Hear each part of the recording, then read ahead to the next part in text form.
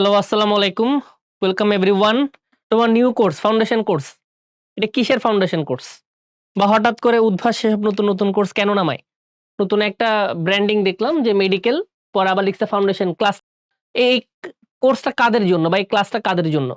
বা এই ক্লাসের উপকারিতা কি? আমরা তো অনেক ধরনের ক্লাস করে আসছি, একাডেমিক ক্লাস করলাম, আমরা এফআরসি করলাম, আমরা অ্যাডমিশন কোচিং করলাম। ফাউন্ডেশন কোর্স কথাটার মানে কি? তো এটার ব্যাকগ্রাউন্ড বোঝার জন্য বা এটার ইম্পোর্টেন্স বোঝার জন্য প্রথমে আগে মেডিকেল ভর্তি পরীক্ষা নিয়ে নিতে হয়। মেডিকেল ভর্তি পরীক্ষা না দিয়ে দিলে বোঝা যায় না যে আমার ফাউন্ডেশনের গলদ কোথায়। কোন একটা পরীক্ষা দিলে বোঝা যায় আপনার ভিত্তি কেমন। তো ছোটবেলায় ধরা যায় আমার জীবনে একটা বড় সময় কাটছে কনস্ট্রাকশন এরিয়া গুলাতে। কনস্ট্রাকশন এরিয়া কথাটার মানে হলো আজকে থেকে ২০ বছর আগে আমি যে শহরে বড় হয়েছি চট্টগ্রাম, সেই শহর কিন্তু ওরকম ছিল না। কনস্ট্রাক্টিং ফেজ এ ছিল। খালি দেখতাম কয়েকটা মানুষ এসে একটা জায়গার মধ্যে সাইনবোর্ড লাগায় দিত এই জায়গাটা অমুকের। তার কয়েক বছরের মধ্যে দেখা যেত সেখানে মাটি খনন শুরু হয়ে যেত, মাটি খুঁড়তো। মাটি খুঁড়তে তারা অনেক নিচের দিকে চলে যেত। তারপর একদিন সেখানে বিল্ডিং হইতো। তো দেখা যেত কি আমি যখন ওই সময়ে যখন ওই জায়গায় খেলাধুলা করতাম, একটা বড় জিনিস লক্ষ্য করতাম। মাটি খুঁড়ে পাইলিং করতে তারা অনেক সময় নিত। দেখা যেত কোন একটা জায়গায় যে জায়গায় নতুন বিল্ডিং তৈরি করা হবে, সেই জায়গাটা যত উপরে উঠবে তত সময় ধরে তারা মাটির নিচে একটা জমি খনন করত। মাটি খনন করার পর সেখানে অনেক কাজ করত। তো আমি আমার বাবাকে জিজ্ঞেস করতাম যে, "বাবা যে এতক্ষণ ধরে বা এত বছর ধরে যদি খালি মাটিই খনন করে, বিল্ডিং টা উঠবে কখন?" তো আমার বাবা একটা কথা বলত যে, "এই বিল্ডিং এর ফাউন্ডেশন যত স্ট্রং, সেই জিনিস উঠে খুব তাড়াতাড়ি। ফাউন্ডেশন হতে দেরি হইতে পারে, বাট ফাউন্ডেশন যদি কখনো স্ট্রং হয়ে যায়, তখন দেখা যায় সে ফাউন্ডেশনের উপর যত তলা বিল্ডিং এ তোমার বানানোর ইচ্ছা হোক না কেন, খুব দ্রুত উঠবে। বাট যদি ফাউন্ডেশনে কখনো কোনো গলদ হয়, মানে ফাউন্ডেশনে তুমি কখনো কোনো ঘাপলা করছো, এর মানে তোমার রড, সিমেন্ট, বালি, তোমার ইট যতই ভালো হোক না কেন, তোমার বিল্ডিং কিন্তু ভূমিকম্পে ধসে পড়ে যাবে। ফাউন্ডেশনটা খুব গুরুত্বপূর্ণ। ঠিক সেইম ভাবে আমরা যখন ভর্তি পরীক্ষার জন্য প্রিপারেশন নেওয়া শুরু করি, আমরা হয়তো মনে করি সবথেকে বেস্ট কোচিং সেন্টার, সবথেকে বেস্ট টাইপের বুক অথবা সবথেকে বেস্ট প্রতিষ্ঠান, সবথেকে বেস্ট টিচারের কাছে পড়লেই মনে হয় that's more than enough to get a medical college or get a BUET seat, Dhaka varsity seat, whatever it is, যেটা আপনার পছন্দের জায়গা।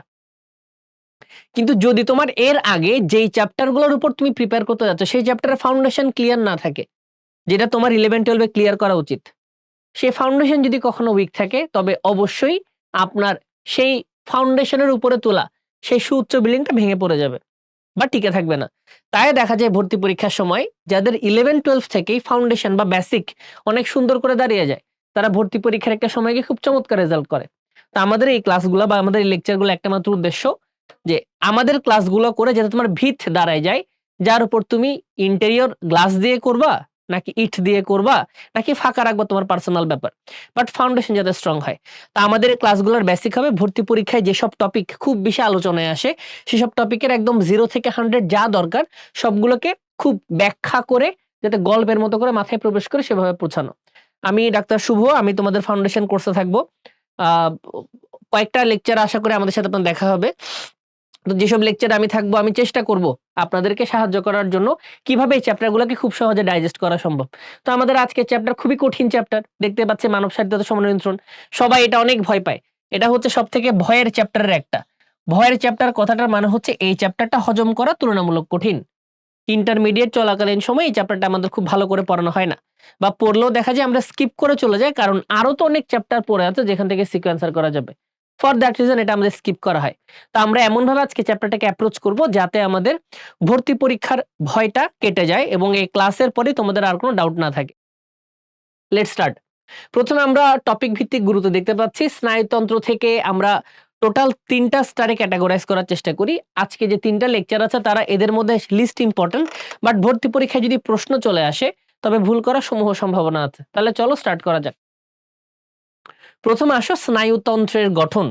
সবার আগে আমাদের একটা বেসিক ফান্ডা শিখতে হবে যে আমাদের বডি কেমনে গঠন করা হইছে বা বডি গঠন করার পেছনে যে বুনিয়াদ, সেই বুনিয়াদটা কিভাবে হয়েছিল। তাহলে আমরা বুনিয়াদ দেখার চেষ্টা করি।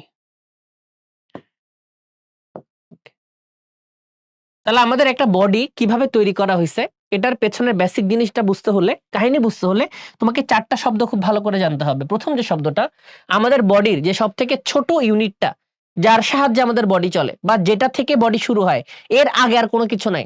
যেখান থেকে প্রাণ শুরু হয়, যেখান থেকে লাইফ শুরু হয়, সেই ইউনিটটার নাম হচ্ছে কোষ। এরকম একটা কোষ দিয়ে কখনো আমার বডি গঠন করা যায় না। তোমার একটা বডি গঠন করার জন্য অসংখ্য পরিমাণ কোষ দরকার। তো এরকম অনেকগুলা কোষ যখন পরস্পর মিলিত হয় এবং তারা একই ধরনের কাজ করে, একই জায়গায় থাকে, একই রকম দেখতে হয়, মোট কথা অনেকগুলা কোষ যখন একই ধরনের বৈশিষ্ট্য বা ব্যবহার প্রকাশ করে, তখন তাকে আমরা যে নামে ডাকি তার নাম হচ্ছে টিস্যু। এরকম আবার একটা টিস্যু দিয়ে একটা বডি গঠন করা কখনোই যায় না। যখন এরকম অনেকগুলা টিস্যু একসাথে কাজ করা শুরু করে বা অনেকগুলা টিস্যু যখন একই ধরনের কাজ করা শুরু করে, একই রকমের ব্যবহার দেখায়, একই উদ্দেশ্যে কাজ করে, তখন সেই টিস্যুর গুচ্ছগুলোকে বলা হয় হচ্ছে অঙ্গ। তখন সেই টিস্যুর গুচ্ছকে কি বলা হয়? অঙ্গ, বা ইংরেজিতে যাকে বলা হয় হচ্ছে অর্গান। আবার যখন অনেকগুলো অর্গান কোন একটা ডেফিনিট উদ্দেশ্যে একই সাথে কাজ করা শুরু করে, তখন সেই অনেকগুলো অঙ্গের সমষ্টিকে একত্রে বলা হয় যেই নামে, তার নাম হচ্ছে তন্ত্র বা সিস্টেম। তার নাম কি? তন্ত্র বা সিস্টেম। তন্ত্র বা সিস্টেম। এরকম অনেকগুলো সিস্টেমের সমারোহ হচ্ছে আসলে তোমার শরীর। মানে আমাদের বডি যদি কখনো তোমাকে গঠন করতে হয়, তোমাকে এই ৪ টা ধাপের ভেতর দিয়ে যেতে হবে। প্রথমে কোষ, এরপর টিস্যু, এরপর অঙ্গ, এরপর তন্ত্র। ঠিক সেভাবে যখনই তুমি নাম দেখেছো স্নায়ুতন্ত্রের গঠন, তখন সবার আগে তোমাকে এটা বুঝতে হবে যে স্নায়ুতন্ত্র কথাটা যখন বলে ফেললাম, যেটা আমাদের বডির একটা খুব গুরুত্বপূর্ণ অংশ, সেই স্নায়ুতন্ত্রের মধ্যে আসলে কি আছে বা স্নায়ুতন্ত্রের বেসিক জিনিসটা কি? তাহলে অবশ্যই যদি এটা তন্ত্র হয়ে থাকে, সেটাকে কোনো না কোনো কোষ থেকে শুরু করতে হবে। তাহলে দেখা যায় আমাদের স্নায়ুতন্ত্রে অনেকগুলো কোষ আছে। অনেকগুলা কোষ। অনেকগুলো। অনেকগুলা কোষ আছে আমাদের স্নায়ুতন্ত্রে। তো আমাদের স্নায়ুতন্ত্রে অনেকগুলা কোষ আছে, বাট সবথেকে মেজর কোষগুলো যদি আমি লেখা শুরু করি, কোন, কোন কোষ দিয়ে তোমার স্নায়ুতন্ত্র গঠিত? প্রথমে যার নাম উঠে আসে, তার নাম হলো নিউরন। সবার শোনার কথা। নিউরনের পর যে কোষের নামগুলো উঠে আসে, তার নাম হচ্ছে অ্যাস্ট্রোসাইট। তো আমরা সবাই নিউরন পর্যন্ত আটকে ছিলাম ছোট বয়সে, যে নিউরন দিয়ে আমাদের ব্রেন বানানো হয়, নিউরন এই নিউরন সেই, বাকি কোষগুলোর নাম আমরা কখনো শিখি নাই। আজকে একদম ক্লিয়ার হয়ে যাবে। অ্যাস্ট্রোসাইট, এরপর আসে অলিগোডেন্ড্রোসাইট, নামটা একটু কঠিন। এরপর যে নামটা আসে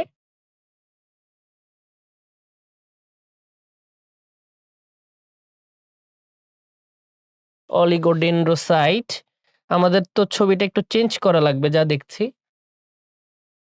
একটু বড় করে, হ্যাঁ, অলিগোডেন্ড্রোসাইট। অলিগোডেন্ড্রোসাইটের পর আমার কাছে আছে মাইক্রোগ্লিয়া। এরপর আমার কাছে আছে এপেন্ডাইমা। এই কোষগুলো মূলত তোমার স্নায়ুতন্ত্র গঠনে সাহায্য করে। তাহলে এটা হচ্ছে একদম বেসিক স্টেপ অফ ফর্মিং তোমার স্নায়ুতন্ত্র। এদের থেকে স্নায়ুতন্ত্রের জন্ম, সেটা হচ্ছে স্টেপ নাম্বার 1। কোষ লেভেলে কি আছে? যদি কোষ লেভেলের পরের ঘটনা তুমি চিন্তা করো যে এর পরে কি আছে, তবে এই সবগুলো কোষ মিলে যেই টিস্যুটা তৈরি করে, সেই টিস্যুটার নাম হচ্ছে স্নায়ু টিস্যু বা নার্ভাস টিস্যু। তাহলে টিস্যুটার নাম কি? টিস্যুটার নাম হচ্ছে স্নায়ু টিস্যু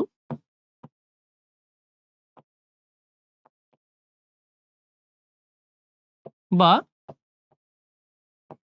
নার্ভাস টিস্যু। তো শুধু নার্ভাস টিস্যু দিয়ে তো হবে না, অনেকগুলো নার্ভাস টিস্যুকে এখানে একসাথে কাজও করতে হবে। তাহলে অনেকগুলো নার্ভাস টিস্যু যখন একসাথে কাজ করা শুরু করে, তখন সেখানে কি কি উঠে আসে? সেখানে উঠে আসে যে অঙ্গগুলো। তাহলে কোষ গেল, টিস্যু গেল, টিস্যুর পরে যারা তার হচ্ছে অঙ্গ। কারা কারা আছে এখানে? এখানে আছে ব্রেইন, যেটাকে তুমি বলছো মস্তিষ্ক। এখানে আছে স্পাইনাল কর্ড, যেটাকে তুমি বলছো সুষুম্না কাণ্ড, স্পাইনাল কর্ড। আও তাদের স্নায়ুসমূহ, তাদের থেকে যে স্নায়ুগুলো বের হয়ে আসে, এগুলো হচ্ছে তার থেকে অঙ্গ। এবং এই সবগুলো অঙ্গ মিলে যেই তন্ত্র গঠন করে, সেই তন্ত্রটার নাম হলো স্নায়ুতন্ত্র। তাহলে আমাদের স্নায়ুতন্ত্র কিভাবে বিল্ড আপ করা হয়েছে? আমাদের স্নায়ুতন্ত্র বিল্ড আপ করা হয়েছে এইভাবে। প্রথমে ছিল নিউরন, অ্যাস্ট্রোসাইট, অলিগোডেন্ড্রোসাইট, মাইক্রোগ্লিয়া, এপেন্ডাইমা, এই কয়েকটা কোষ। এই কয়েকটা কোষ মিলে তৈরি করেছে আপনার জন্য নিউরনাল টিস্যু বা স্নায়ু টিস্যু বা নার্ভাস টিস্যু। এরপর তুমি সেখান থেকে তৈরি করেছো স্নায়ুর যে অঙ্গগুলো ব্রেইন, স্পাইনাল কর্ড, এই দুটো অঙ্গ, এই দুইটা হচ্ছে প্রধানত অঙ্গ এবং এই দুটো অঙ্গ থেকে বের হয়ে এসছে কিছু স্নায়ু, এগুলোকে আমরা অঙ্গ লেভেলে কথা বলছি এবং এই অঙ্গগুলো মিলে গঠন তোমার স্নায়ুতন্ত্র। তাহলে স্নায়ুতন্ত্র তৈরির ধাপ হচ্ছে এই চারটা, এই চারটা। তাহলে আশা করি আমরা স্নায়ুতন্ত্র কিভাবে আমরা তৈরি করেছি আমরা জানতে পারলাম। এবং মাথায় রাখবা স্নায়ুতন্ত্র এখানে যারা যারাই আছে এই স্নায়ুতন্ত্রের মেজর অঙ্গগুলোর জন্ম হয়েছে ভ্রূণীয় একটোডাম থেকে। কোত্থেকে উৎপন্ন হয়েছে? ভ্রূণীয় একটোডাম থেকে। তাহলে আমরা এতটুকু পর্যন্ত শিখলাম যে স্নায়ুতন্ত্র কিভাবে গঠন করা হলো। এখন আসো নিউরন এবং নিউরন থেকে এক্সেসিভলি যা যা কিছু আছে, বাট নিউরনে ঢোকার আগে আমাদের হালকা করে যেটা শিখতে হবে যে আমাদের মোট যে কোষগুলো আছে সেই কোষগুলোকে আমরা কিভাবে ভাগ করব বা কোষগুলোর ক্লাসিফিকেশন করার উপায় কি, এই যে এতগুলো নামগুলো আমরা পড়েছি। তাহলে প্রথমে আমরা যেটা শিখবো যে ওদেরকে ক্লাসিফাই কিভাবে করছি। প্রথমে দেখা দেয় যে আমাদের যে নিউরোনাল সেলগুলো আছে বা আমাদের যে স্নায়ু কোষগুলো আছে স্নায়ু কোষগুলোকে প্রধানত দুই ভাগে ভাগ করা হয়। একটা হচ্ছে প্রধান কোষ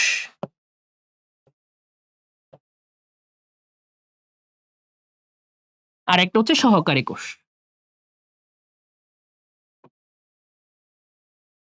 শুভ ভাই, প্রধান কোষ কি আর সহকারী কোষ কি, আবার কেনই বা তাদেরকে ভাগ করা হলো, কেন তাদেরকে এভাবে ভাগ করা হয়েছে?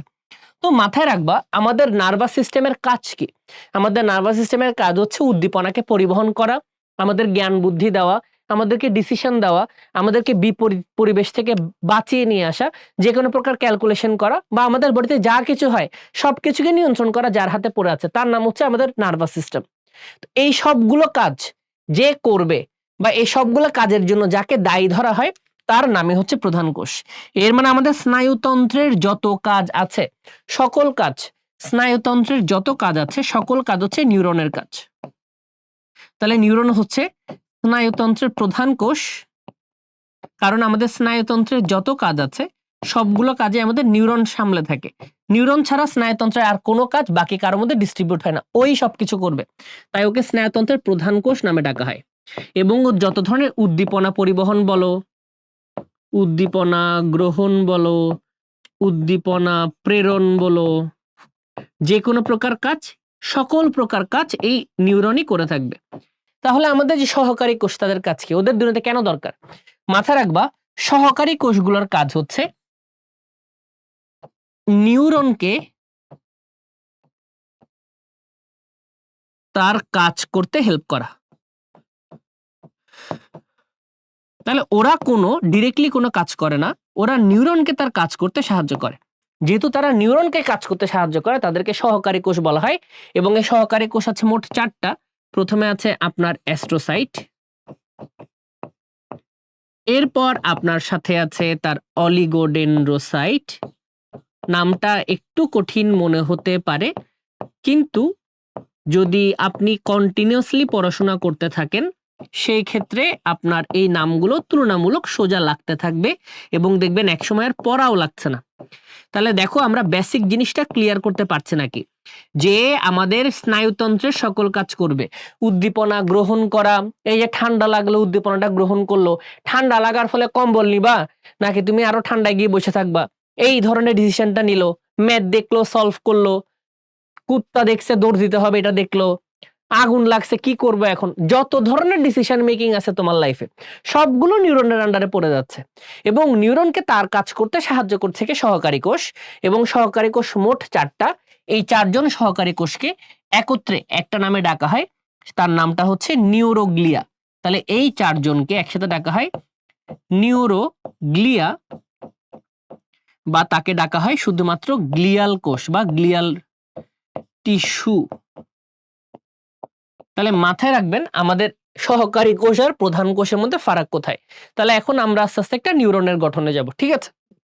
তাহলে এই জায়গায় কোনো সমস্যা থাকলো না। তাহলে আমরা যদি একটা নিউরনের গঠন ভালো করে বুঝতে চাই আমাদের একটা কোষের গঠন খুব ভালো করে বুঝতে হবে।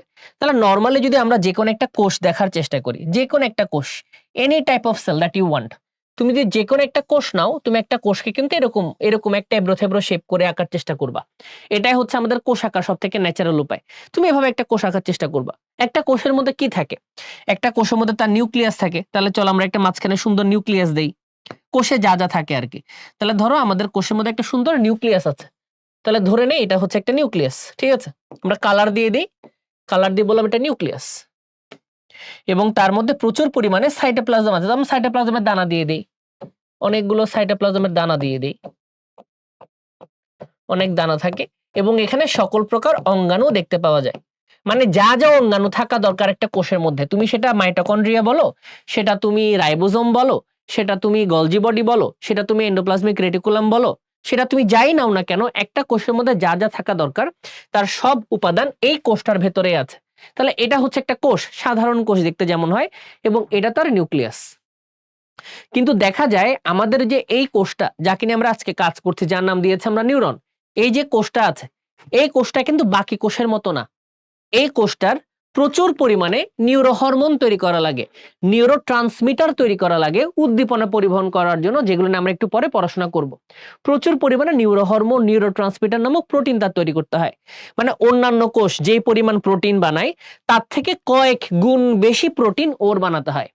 তাই দেখা যায় ওর যে রাইবোজোমটা আছে, ওর রাইবোজোম এবং ওর এন্ডোপ্লাজমিক রেটিকুলাম যে দুটো একসাথে থাকে, আমরা অনেক মোটামুটি একটা কথা জানি যে আমাদের যে অমসৃণ এন্ডোপ্লাজমিক রেটিকুলাম থাকে, যদি কারো কোষ পড়া হয় তাহলে আমাদের যে এন্ডোপ্লাজমিক রেটিকুলাম থাকে, সেই এন্ডোপ্লাজমিক রেটিকুলামের উপর আমাদের নরমালি রাইবোজোম বসতে পারে। যদি কখনো এন্ডোপ্লাজমিক রেটিকুলামের উপর রাইবোজোম বসে থাকে তার নাম হয়ে যায় অমসৃণ এন্ডোপ্লাজমিক রেটিকুলাম। তাহলে এই জিনিসটার নাম কি? অমসৃণ এন্ডোপ্লাজমিক রেটিকুলাম। কিন্তু তুমি যখন সেম জিনিস নিউরনে কল্পনা করবা, বা সেম জিনিস যখন তুমি স্নায়ুতন্ত্রের কোষের মধ্যে কল্পনা করবা, তখন সেখানে দেখা যায় অন্যান্য কোষের তুলনায় রাইবোজোমের সংখ্যা অমসৃণ এন্ডোপ্লাজমিক রেটিকুলামের উপরে অনেক বেশি। এখানে রাইবোজোমের সংখ্যা এত বেশি, এত বেশি, এত ঘন, এটাকে দেখে বোঝাই সম্ভব না এটা কি আদৌ রাইবোজোমের দলা নাকি এটা কোনো অমসৃণ এন্ডোপ্লাজমিক রেটিকুলাম। কারণ স্বাভাবিক, তুমি যদি আমার গায়ের উপর একটা গয়না পরে দাও বুঝতে পারবা শুভ ভাই একটা গয়না পরে বসে আছে। তুমি যদি আমার সারা গা গয়না দিয়ে ঢেকে ফেলো, বাইরের মানুষরা কেমনে বুঝবে এটা কি কোনো গয়না ম্যান নাকি এটা শুভ ভাই? বুঝার কোনো উপায় নাই। তো দেখা যায় নিউরনের মধ্যে যে এন্ডোপ্লাজমিক রেটিকুলাম থাকে তার গায়ে এত বেশি রাইবোজোম থাকে, তার রাইবোজোম গুলো কে বাইরে থেকে দেখে বোঝা যায় না যে তারা এন্ডোপ্লাজমিক রেটিকুলামের গায়ে জড়ায় আছে, এবং তাদের এখানে প্রচুর পরিমাণে রাইবোজোম এরকম করে এরকম করে এরকম করে এরকম করে ঘিরে ঘিরে ঘিরে ঘিরে ঘিরে ঘিরে বসে থাকে। এই যে ঘিরে ঘিরে ঘিরে ঘিরে বসে আছে। তো এই যে রাইবোজোম সম্বলিত এই যে একটি ঘিজিবিজি ঘিজিবিজি অঙ্গ, এটাকে বিজ্ঞানের নিসেল প্রথমবারের মতো আবিষ্কার করেছিলেন। বিজ্ঞানের নিসেল এটা আবিষ্কার করেছিলেন, এবং বিজ্ঞানের নিসেল এই জিনিসটার নাম দিয়েছিলেন নিসেলের দানা বা নিসেল গ্র্যানিউল। তাহলে পরীক্ষায় যদি কখনো প্রশ্ন আসে নিসেল গ্র্যানিউল কোথায় থাকে, নিউরনে থাকে, এবং নিসেল গ্র্যানিউলের কাজ কি, উত্তর হচ্ছে নিসেল গ্র্যানিউলের কাজ হলো প্রোটিন তৈরি করা। সে তোমার জন্য প্রোটিন তৈরি করবে, কারণ আমরা সবাই জানি রাইবোজোমের কাজ প্রোটিন তৈরি করা। তাহলে যদি এন্ডোপ্লাজমিক রেটিকুলামের গায়ে রাইবোজোমের সংখ্যা অনেক বেশি হয়, তাহলে স্বাভাবিক একটা রাইবোজোম যদি অল্প প্রোটিন তৈরি করে, অনেকগুলা রাইবোজোম যেখানে সেখানে বেশি প্রোটিন তৈরি হবে না। ফর দ্যাট রিজন আমরা বলি নিসেল দানা ইজ হ্যাবিচুয়েটেড ফর, বা নিসেল দানা অত্যধিক প্রোটিন তৈরি করার জন্য অভিযোজিত হয়েছে। This is the only unique characteristics that is found in neuron. খুব ইউনিক একটা জিনিস, এটা নিউরন ছাড়া অন্য কোথাও নরমালি দেখতে পাওয়া যায় না। তো আমরা এতটুকু পর্যন্ত বুঝলাম যেটা নিউরনের কোষ দেহ। তাহলে এখন যেটা দেখতে পাচ্ছ এই জিনিসটার নাম কি? এই জিনিসটার নাম হলো নিউরনের কোষ দেহ। নাম কি? এটা হচ্ছে নিউরনের কোষ দেহ, বা যেটাকে বলা হয় নিউরোসাইটন। চলে গেল। কিন্তু নিউরন কি শুধু এরকম হয়ে বসে থাকলে হবে? তাকে চারপাশ থেকে সংবাদ গ্রহণ করার জন্য, উদ্দীপনা গ্রহণ করার জন্য, উদ্দীপনাকে ট্রান্সফার করার জন্য তার কাছে কয়েকটা তার থাকতে হবে না? তার ছাড়া কি কখনো এদিক থেকে ওদিকে ইনফরমেশন ট্রান্সফার করা সম্ভব? কখনো সম্ভব না। তাহলে নিউরন যদি এরকম একটা গোল কোষ হয়ে বসে থাকে, সে আশেপাশে কিভাবে তার সংবাদ বা তার সংবেদ বা তার উদ্দীপনাকে পরিবহন করবে? তার তো এরকম কিছু তার দরকার, তার দরকার, কিছু এরকম হাত দরকার। সে হাত দিয়ে সে আরেকজনকে জানাবে, ভাই দেখো আজকে ঘটনা কি ঘটছে। ফর দ্যাট রিজন আমাদের নিউরনের যে কোষ দেহ থাকে সেই কোষ দেহ থেকে কিছু অভিক্ষেপ বের হয়। কিছু কি বের হয়? কিছু অভিক্ষেপ বের হয়, অভিক্ষেপ। এবং অভিক্ষেপগুলো অনেকটা এরকম যে কিছু কিছু অভিক্ষেপ থাকে খুবই ছোট ছোট। কিছু কিছু অভিক্ষেপ কেমন থাকে? খুবই ছোট ছোট। এই যেমন এখানে একটা ছোট অভিক্ষেপ। কিছু কিছু অভিক্ষেপ হয় খুবই ছোট। আর কিছু কিছু অভিক্ষেপ হয় অনেক বড়। যেমন দেখো এগুলোতে ছোট অভিক্ষেপ, ছোট ছোট অভিক্ষেপ। বাট কিছু অভিক্ষেপ হয় অনেক বড় এবং লম্বা।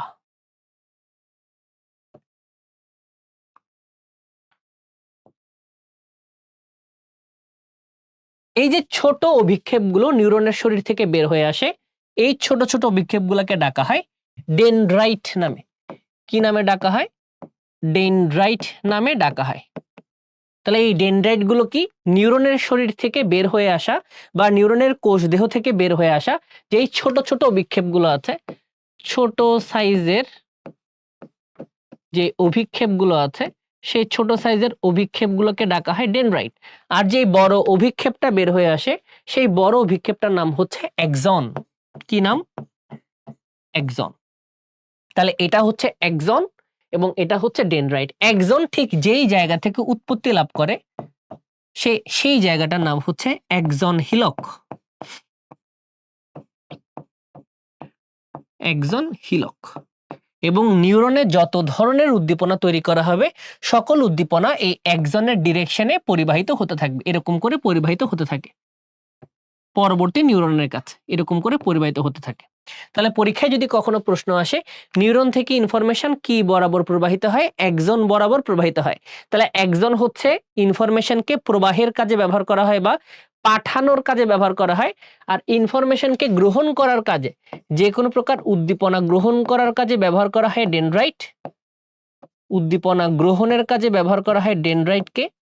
আর উদ্দীপনা প্রেরণের কাজে, উদ্দীপনা প্রেরণের কাজে ব্যবহার করা হয় এক্সনকে। উদ্দীপনা প্রেরণের কাজে ব্যবহার করা হয় এক্সনকে। এতটুকু পর্যন্ত আশা করি আমাদের কোনো সমস্যা থাকার কথা না। এই যে এক্সনটা আমরা দেখতে পাচ্ছি, এই এক্সনটা কিন্তু আমরা এরকম করে খালি রেখে দেই না। আমরা যখন বাসা বাড়িতে অনেক ধরনের তার দেখতে পাই, সেই তারের কিন্তু বাইরের খোলসটা কখনো বিদ্যুৎ পরিবহন করে না। সেই তারের ভেতরে একটা কপার ওয়্যার থাকে বা কপারের একটা সরু দণ্ড থাকে। কপারের সেই সরু দণ্ড বা সুতাটাই বিদ্যুৎকে পরিবহন করে। তাহলে সেই দণ্ডটাকে যদি আমি আলাদা করে রেখে দিতাম তাইলেই তো হইতো। উপরে আমি একটা রাবারের প্যাচ কেন দিলাম? আমরা জিনিসটাকে তাপ বা তড়িৎ নিরোধক বানাবো, ইনসুলেট করার চেষ্টা করি। যাতে কখনো এরকম আমাদের মানে শর্ট সার্কিট না হয় বা বিদ্যুৎ পরিবহনে কোনো ঝামেলা না হয়, কোনো অ্যাক্সিডেন্ট না হয়। ফর দ্যাট রিজন যেই তারটার ভেতরে দিয়ে বিদ্যুৎ পরিবাহিত হয় অথবা সংবাদ পরিবাহিত হয় তার আশেপাশে একটা রাবারের একটা কোটিং ক্রিয়েট করি। ঠিক সেভাবে আমরা একজনকে এরকম খোলা রেখে দিই না। যেটা একজনের ভেতর দিয়ে তোমার ইনফরমেশনকে ট্রান্সফার করা হচ্ছে। তো আমরা একজনকে এরকম করে কখনো খালি রাখবো না। আমরা একজনের চারপাশে একটা আবরণ ক্রিয়েট করে দিব। এই আবরণ ক্রিয়েট করে দিব একজনের চারপাশে। কিন্তু এই আবরণটা কন্টিনিউয়াস না, এই আবরণটা ডিসকন্টিনিউয়াস। ডিসকন্টিনিউয়াস কথাটা মানে হচ্ছে আবরণটা ফাঁকা ফাঁকা জায়গায় রেখে রেখে চলতে থাকে। কখনো আবরণটা সম্পূর্ণ একজনকে কাভার করে না। আবরণটা অল্প অল্প করে কাভার করতে থাকে, অল্প অল্প করে কাভার করতে থাকে। এই আবরণটার নাম হচ্ছে মাইলিন শীথ। মাইলিনের আবরণ বা মাইলিনের শ্বেত। এবং এটা তৈরি করা হয় লিপিডের সাহায্যে। কার সাহায্যে তৈরি করা হয়? লিপিডের সাহায্যে। কেন লিপিডের সাহায্যে? কারণ লিপিড হচ্ছে তাপ ও বিদ্যুতের ইনসুলেশন দান করে। কি দান করে? ইনসুলেশন দান করে। তো ইনসুলেশন দান করার কারণে তাকে আমরা এই লিপিডের আবরণটাকে এখানে ব্যবহার করি। এই যে লিপিডের আবরণ আমরা এটাকে এখানে ব্যবহার করছি।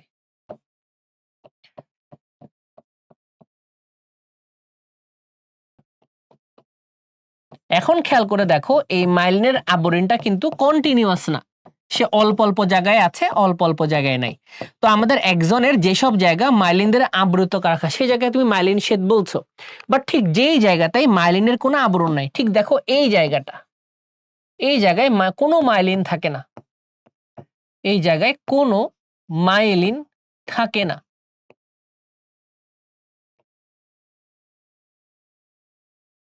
থাকে না। এই জায়গাটার নাম হচ্ছে র্যানভিয়ারের পর্ব। বিজ্ঞানী র্যানভিয়ার এটাকে আবিষ্কার করেছিলেন, তাকে র্যানভিয়ারের পর্ব বা র্যানভিয়ারের নোড নামে ডাকা হয়। এই হলো তোমার total figure of A neuron, এবং নিউরন কিভাবে তৈরি করা হয় বা নিউরন কিভাবে থাকে এটা হচ্ছে দেখার সবথেকে ইজিয়েস্ট উপায়। তো আশা করি আমি যদি শুরু থেকে একবার রিক্যাপ করার চেষ্টা করি, নিউরন জাস্ট একটা স্বাভাবিক কোষ, তার মধ্যে সবকিছু থাকে, বাট তার প্রোটিন তৈরি করার দরকার অনেক বেশি। ফর দ্যাট রিজন সে বেশি বেশি প্রোটিন তৈরি করার জন্য তার মধ্যে রাইবোজোমের সংখ্যা বাড়িয়ে দেয়। ওই রাইবোজোম আর অমসৃণ এন্ডোপ্লাজমিক রেটিকুলাম, যেটা আমাদের উন্নত কোষী বা প্রকৃত কোষীদের বৈশিষ্ট্য, সেই অমসৃণ এন্ডোপ্লাজমিক রেটিকুলামের গায়ে এত বেশি ভাবে বসে থাকে রাইবোজোমটা। ফর দ্যাট রিজন রাইবোজোমের এই গাঁটটি বা পোটলাকে বিজ্ঞানী নিসেল নাম দিয়েছিলেন নিসেলের দানা। এবং নিসেলের দানা প্রোটিন তৈরি করার জন্য অভিযোজিত। প্রচুর প্রোটিন, প্রচুর নিউরোট্রান্সমিটার, প্রচুর নিউরোহরমোন সে তৈরি করতে পারে। শিখলাম। কিন্তু নিউরনে তো চুপ করে এরকম করে বসে থাকলে হবে না, তার তো উদ্দীপনা পরিবহন করতে হবে, গ্রহণ করতে হবে, পরিবহন করতে, তার হাত দরকার, তার কিছু তার দরকার। যেই তারগুলো অনেক ছোট ছোট হবে, নিউরনের কোষদেহ থেকে বের হয়ে আসা, সে তারগুলোর নাম হলো ডেনড্রাইট। আর যে লম্বা তারটা বের হয়ে আসবে, যেটা পরিবহন করে নিয়ে যাবে ইনফরমেশন, তার নাম হবে এক্সন। এক্সন যে জায়গা থেকে বের হয় তার নাম হয় এক্সন হিলক। কিন্তু এই এক্সনটাকে আমরা কখনো ফাঁকা রেখে দেই না, তাকে সবসময় আমরা ইনসুলেট করার চেষ্টা করি বা নিরোধক বানানোর চেষ্টা করি, যাতে তার আশেপাশে কোনো শর্ট সার্কিট না হয়। এই আবরণটা তৈরি করা হচ্ছে মাইলিন, এবং এই মাইলিনের তৈরি আবরণটা এক্সনকে ঢেকে রাখে অলওয়েজ। এটার নাম হচ্ছে মাইলিনের শ্বেত। বাট মাইলিনটা কি কন্টিনিউয়াস থাকে? না, মাইলিনটা কখনো কন্টিনিউয়াস থাকে না। মাইলিনটা মাঝে মাঝে ফাঁকা ফাঁকা ফাঁকা ফাঁকা রেখে আগাতে থাকে। এই ফাঁকা জায়গা আবিষ্কার করেছিলেন বিজ্ঞানী র্যানভিয়ার, এবং নাম দিয়েছিলেন র্যানভিয়ারের পর্ব। তাহলে আশা করি এতটুকু পর্যন্ত যারা যারা পড়েছেন বা যারা যারা শুনেছেন, তাদের নিউরনের গঠন নিয়ে আর কখনো কোনো সমস্যা হতে পারে না। তাহলে আমরা এখন চলে যাব যে আমাদের নিউরনের কত ধরনের ক্লাসিফিকেশন আছে। আমরা সবগুলো নিয়ে পড়াশোনা করব। আপাতত শুধু নামের জন্য নাম শিখে রাখবেন, কারণ আমরা পুরো চ্যাপ্টার জুড়ে পড়তে থাকবো। যেমন কাজের প্রকৃতি অনুসারে সংবেদী, চেষ্টীয়, মিশ্র আছে। পরিবহনের দিক, বাইরের দিকে নিয়ে গেলে বহির্মুখী, ভেতরের দিকে নিয়ে আসলে অন্তর্মুখী, দুই দিকে ইনফরমেশন পাঠাতে পারলে উভয়মুখী।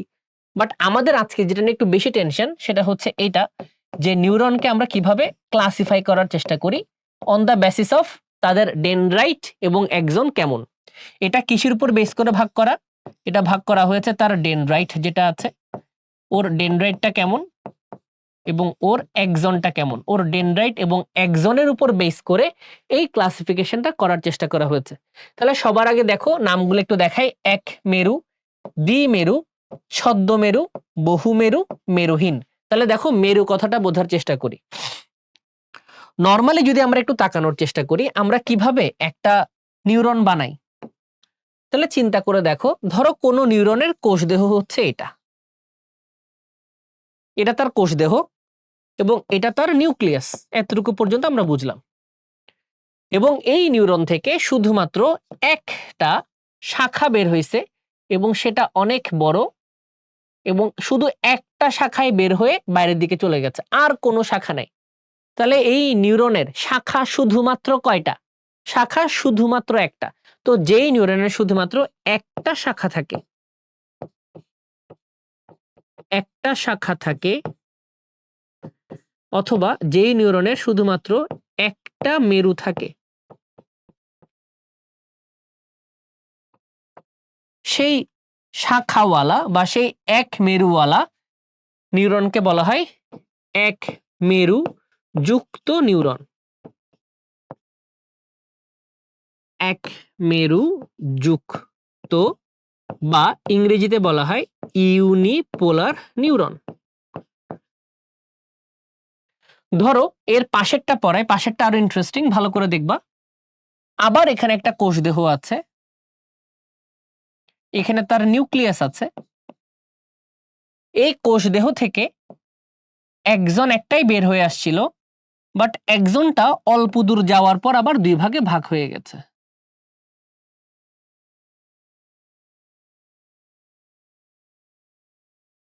তাহলে দেখো, তুমি যদি ন্যাচারালি বোঝার চেষ্টা করো, এটাকে কিন্তু তুমি ইউনিপোলারই বলার কথা ছিল। এটা কি ন্যাচারালি কি পোলার বলার কথা ছিল? ইউনিপোলার। কেন ইউনিপোলার বলার কথা ছিল? কারণ তার থেকে মাত্র একটা এক্সন বের হয়েছে। বাট তুমি যখন মাইক্রোস্কোপের নিচে দেখবা তখন তোমার মনে হতে পারে যে এটা হয়তো বাইপোলার। কেন বাইপোলার? কারণ দেখে মনে হচ্ছে তার দুইটা শাখা, বাট আসলে কিন্তু দুইটা শাখা না, তার আসলে কিন্তু একটা শাখা। তাহলে সে তোমাকে ডজ দিচ্ছে না, সে তোমাকে ধোকা দিচ্ছে না যে আসলে তার একটা পোল, বাট তোমাকে প্রেজেন্ট করতে সে এভাবে তার যার কাছে দুইটা পোল। অনেকটা এক প্লেট বিরিয়ানিকে দুইটা প্লেটে ভাগ করে খাওয়ানোর মতো। আসলে কিন্তু এক প্লেট বিরিয়ানি ছিল। ফর দ্যাট রিজন এটাকে ইউনিপোলারও বলা হচ্ছে না, আবার এটাকে বাইপোলারও বলা হচ্ছে না। তো এটাকে আমরা কি নামে ডাকবো? সেটা ধোকাবাজ।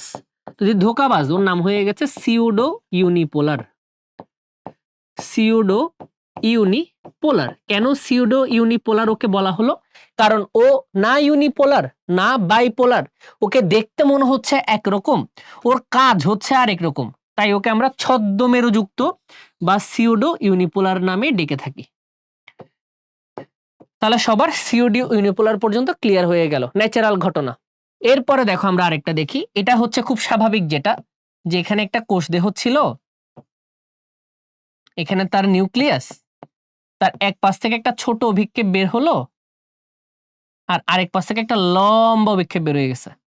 তাহলে খেয়াল করে দেখো ওর কাছে ন্যাচারালি কয়টা শাখা বের হয়েছে ওর বডি থেকে? ওর বডি থেকে এখানে একটা শাখা বের হয়েছে, এখানে দুইটা শাখা বের হয়েছে। তো যেহেতু তার কাছ থেকে দুইটা শাখা বের হয়েছে, তো ন্যাচারালি ওর নাম হয়ে যাবে বাইপোলার। বাইপোলার। তাহলে এখানে কোনো সমস্যা নাই আর। এরপর দেখো আরেকটু হাই দিকে যাই, হাই এন্ডের দিকে যাই। ধরো আমার কাছে এখানে একটা কোষ দেহ আছে, এই আমার কোষ দেহ, এবং আমার এই কোষ দেহের গায়ে থেকে অনেকগুলো ডেনড্রাইট বের হয়ে গেল, অনেকগুলো ডেনড্রাইট এখান থেকে বের হয়ে গেল, এবং এখান থেকে একটা একজনও বের হয়ে গেছে। তাহলে আমরা কি দেখতে পাচ্ছি? এই ধরনের নিউরনের গা থেকে অনেকগুলো ডেনড্রাইট বের হয়,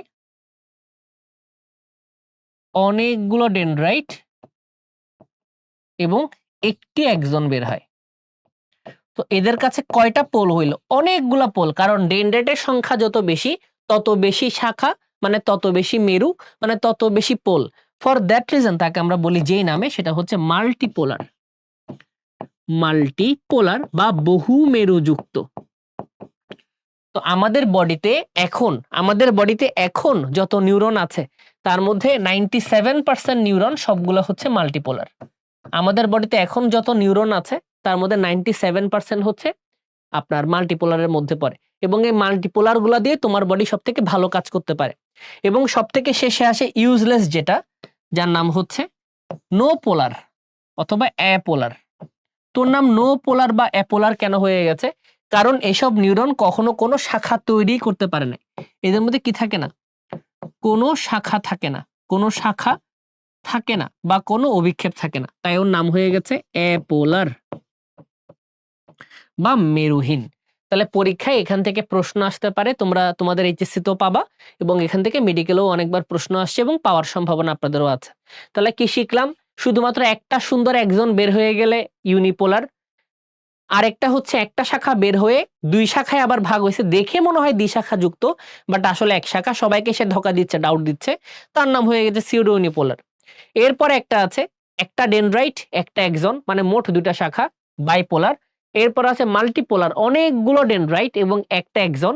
কখনো নরমালি একটা নিউরন থেকে একাধিক একজন বের হয় না, নরমালি একটা একজনই বের হয়। একটা একজন এবং অনেকগুলো ডেনড্রাইট বের হলে তার নাম মাল্টিপোলার। আমাদের ম্যাক্সিমাম নিউরন মাল্টিপোলার স্টেজে থাকে।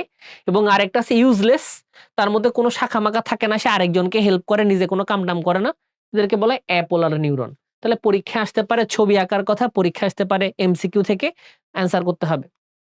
তাহলে আমরা চলে যাব এদের যেই ডিস্ট্রিবিউশন, কোথায় কোনটা পাওয়া যায় ভালো করে দেখার চেষ্টা করি। তো আমাদের যে ইউনিপোলার গুলো আছে, সেই ইউনিপোলার গুলো প্রধানত হচ্ছে সেন্সরি নিউরন। এরা প্রধানত সেন্সরি, এরা শুধুমাত্র এক জায়গা থেকে আরেক জায়গায় ইনফরমেশন ক্যারি করতে পছন্দ করে। এরা কারো থেকে ইনফরমেশন মানে এদিক ওদিক করে না, এখানের ঘটনা জাস্ট এখানে নিয়ে যাবে। ইউনিপোলার একদিকে নিয়ে যাবে, এখানের ঘটনা এখানে নিয়ে যাবে, এখানের ঘটনা এখানে নিয়ে আসবে, আশেপাশে কোথাও ছড়াবে না, একদিকে ইনফরমেশন সোজা যেতে থাকবে, অনেকটা ওয়ান ওয়ে রোডের মতো। তাই এটাকে সেন্সরি নিউরন বলা হয়, অন্যদিকে যাবে না, চলে গেল। বাইপোলার যেটা, তা আমি এটা এরকম করে মনে রাখতাম, মানুষের চেহারায় যেসব জিনিস দুইটা দুইটা করে আছে সেসব জিনিসে বাইপোলার থাকে। মানুষের চেহারায় যেসব দুটো দুটো করে, কেমনে মনে রাখবা? মানুষের মুখের মধ্যে দুইটা চোখ আছে, দুইটা চোখ আছে, দুইটা কান আছে, আর দুইটা নাকের ফুটা আছে, দুইটা নাকের ফুটা আছে। তাহলে যদি কখনো দুইটা চোখ থাকে, যদি কখনো দুইটা চোখ থাকে, এই কথাটা মানে দুই চোখের রেটিনাতে কি পাবেন আপনি? বাইপোলার পাবেন। আবার দুইটা কান আছে, এই কথা মানে দুই কানের কখলিয়াতে আপনি এটা পাবেন। কখলিয়া হচ্ছে কানের একটা অংশের নাম, আমরা কান যখন বলবো তখন বলবো। আর দুই নাকের ফুটা, এর মানে আমাদের দুই নাকের ফুটা দুই নাকের ফুটার যে অলফ্যাক্টরি কোষগুলো আছে সেখানে এটা দেখতে পাওয়া যায়। অলফ্যাক্টরি কোষ কি? এটা হচ্ছে নাকের সংবেদী একটা কোষ। আমরা নাক পড়ার সময় বা যখন করোটিক স্নায়ুগুলো পড়বো তখন শিখতে পারবো, বাট আপাতত কোথায় কোথায় ডিস্ট্রিবিউশন থাকে শিখে নিলাম। সিওডো ইউনিপোলার, তা আমি এরকম করে মনে রাখতাম যে যারা সিওডো ইউনিপোলার তারা সবসময় ভান ধরে, ধোকা দেয়, তারা আসলে কিছু না। তা আমি মনে রাখতাম সিওডো ইউনিপোলার পাওয়া যায় সিওডো গ্যাংয়ের মধ্যে, সিওডো গ্যাংয়ের মধ্যে। তা আমি এরকম করে মনে রাখতাম সিওডো গ্যাং। সিওডো গ্যাং কথাটার মানে কি? সিওডো দিয়ে সিওডো ইউনিপোলার, গ্যাং দিয়ে কথাটা হচ্ছে গ্যাংলিয়া। গ্যাংলিয়া কথাটার মানে একটু পরে শিখলেও চলবে, ডাক্তারি বিদ্যা অনেক ইউজ আছে গ্যাংলিয়া শব্দটা, বাট আপাতত গ্যাংলিয়া এমন একটা connection between the neuron that is present in the spinal cord. আমাদের সুষুম্না কাণ্ডে অনেক বেশি গ্যাংলিয়া দেখতে পাওয়া যায়। গ্যাংলিয়ার কথাটা আপাতত বাদ দিয়ে যাবেন, জাস্ট গ্যাংলিয়া নামে কিছু একটা আছে যেখানে নিউরন গুলো কানেকশন তৈরি করে, সেগুলোর নাম হচ্ছে গ্যাংলিয়া। চলে গেল। মাল্টিপোলার সব জায়গায় পাওয়া যাবে মোটামুটি, আমাদের যে বস জায়গাগুলো যেখান থেকে আমাদের পুরো বডি কন্ট্রোল করা হয়, যেমন মস্তিষ্ক, যেমন স্পাইনাল কর্ড, এরা হচ্ছে আমাদের বডির মেইন কন্ট্রোলিং সেন্টার। সুষুম্না কাণ্ড এবং মস্তিষ্ক এরা আমাদের বডি কন্ট্রোল করে। ফর দ্যাট রিজন মাল্টিপোলার গুলো আমরা সবসময় মস্তিষ্ক আর স্পাইনাল কর্ডেই পাবো। এবং সবার লাস্ট হচ্ছে মেরুহীন।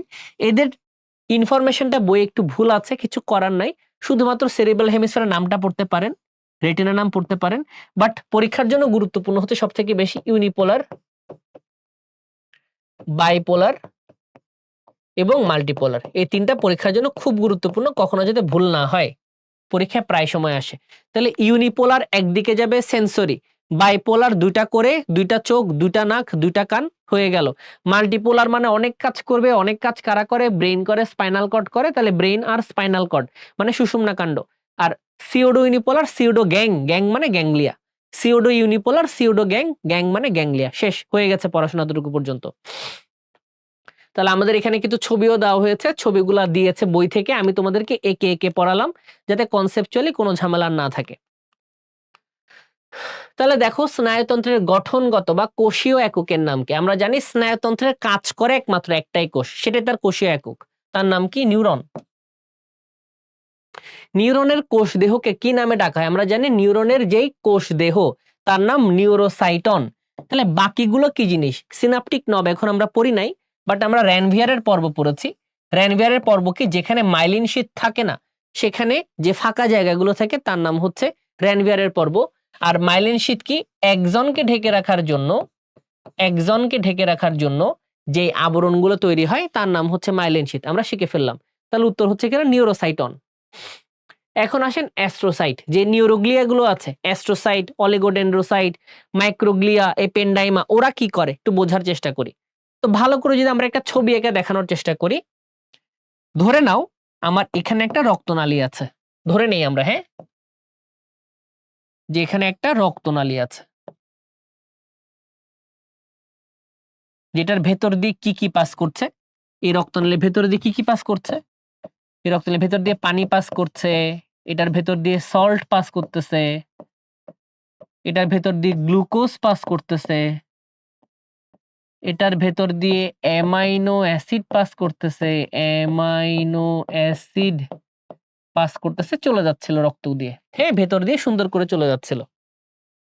আর ধরো আমাদের এখানে একটা নিউরন পড়ে আছে, এখানে এখানে একটা সুন্দর নিউরন এখানে পড়ে আছে।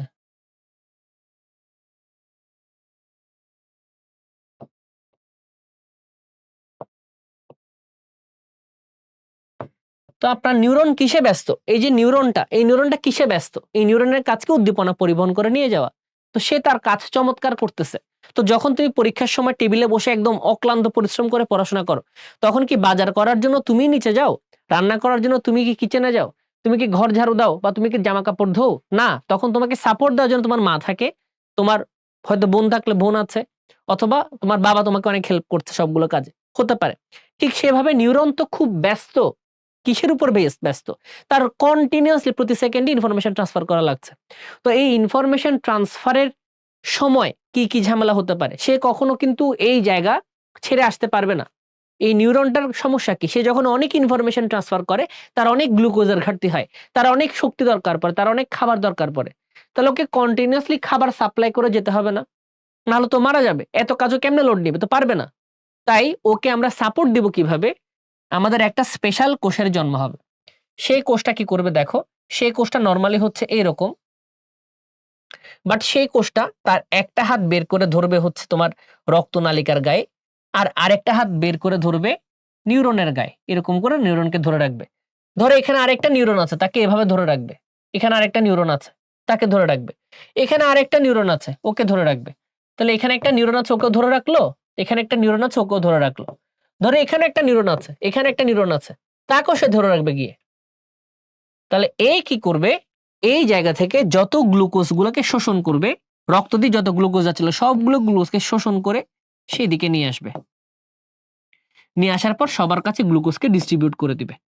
সবার কাছে গ্লুকোজকে ডিস্ট্রিবিউট করে দিবে।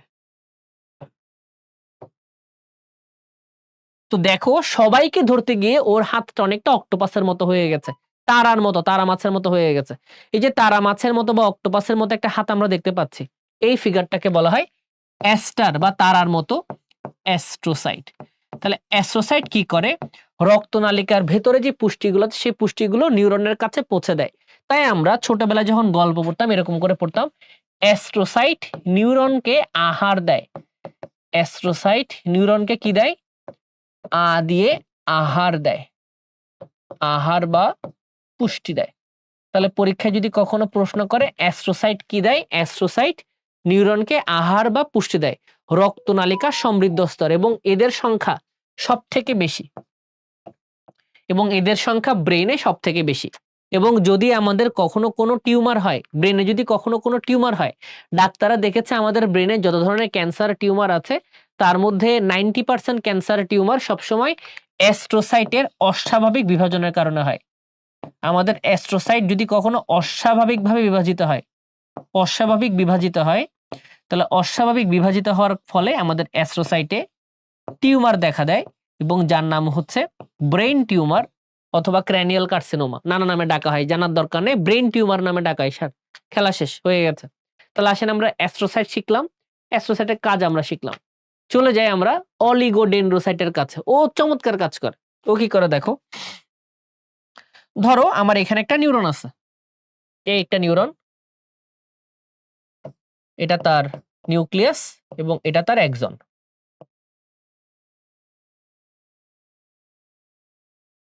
আমার ধরো এখানে একটা নিউরন আছে, এই নিউরনটার এখানে হচ্ছে নিউক্লিয়াস এবং এখানে তার এক্সন।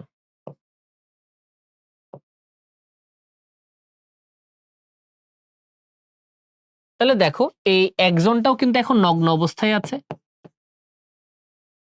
এই এক্সনটাও কিন্তু এখন নগ্ন অবস্থা। নগ্ন মানে কি, ওরা ওদের কোনো কাভার টাভার নাই আর কি। তো অলিগোডেন্ড্রোসাইট কি করে? সুন্দর একটা কাজ করে দেখো। এখন তোমরা জানবা মাইলিন শীট কোত্থেকে আসে। তো আমাদের যে অলিগোডেন্ড্রোসাইট আছে, সে অলিগোডেন্ড্রোসাইট দেখতে অনেকটা এরকম একটা কোষ, স্বাভাবিক একটা কোষের মতো যেমন হয়, এটা হচ্ছে সে অলিগোডেন্ড্রোসাইট। তো ও যখন দেখে আশেপাশে কোন একটা নিউরনের এক্সন নগ্ন অবস্থায় আছে, কোনো মাইলিন আবরণ নাই, তখন এই অলিগোডেন্ড্রোসাইটের যে প্লাজমা থাকে বা তার যে সাইটোপ্লাজম থাকে, তার সাইটোপ্লাজমটা বের হয়ে আসে, এবং বের হয়ে এসে সেখানে একটা সুন্দর কাভার তৈরি করে।